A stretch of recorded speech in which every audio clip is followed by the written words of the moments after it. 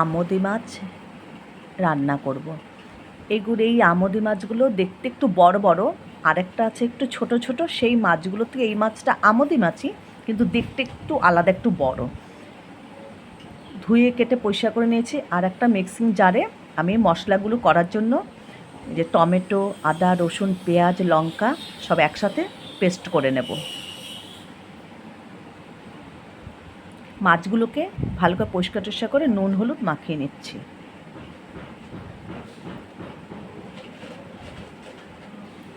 আমি নুন হলুদ মাখানোর আগে একটু লেবুর রস মিশিয়ে রেখেছিলাম, কিন্তু দেখানো হয়নি। এই যে পেস্ট করে নিয়েছি মশলাটা। আর কিছু আলু, অল্প একটু আলু কুচি কুচি করে রেখেছি। কড়াই বসিয়ে দিয়েছি।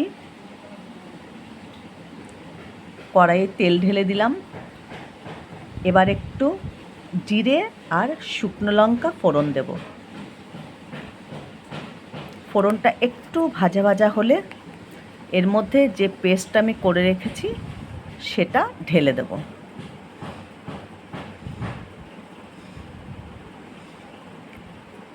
ফোড়নটা লাল লাল হয়ে গেছে। এবার আমি ওই পেস্টটা ঢেলে দেব। আলুটা আগে দিয়ে একটু নেড়ে নেব, তারপরে পেস্টটা দেব। আলুটা দিয়ে দিলাম। আলুটা একটু ভাজা ভাজা হলে এবার পেস্টটা আমি দিয়ে দেবো। পেস্টের মধ্যে আমি নুন আর কিছুটা হলুদ একসাথে মিশিয়ে নিয়েছি।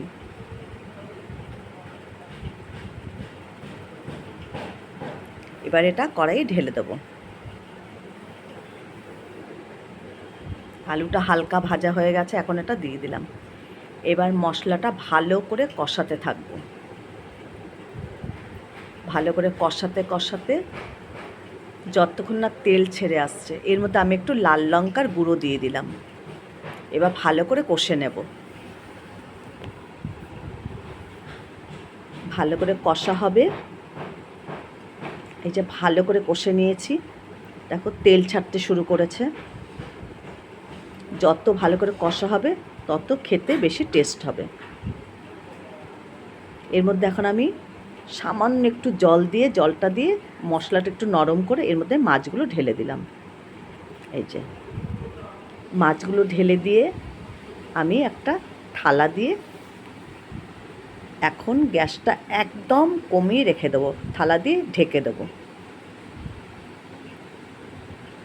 এই মাছ হতে একদমই সময় লাগবে না। এই যে মাছ চচ্চড়ি আমার একদম রেডি। আমুদি মাছের চচ্চড়ি একদম রেডি।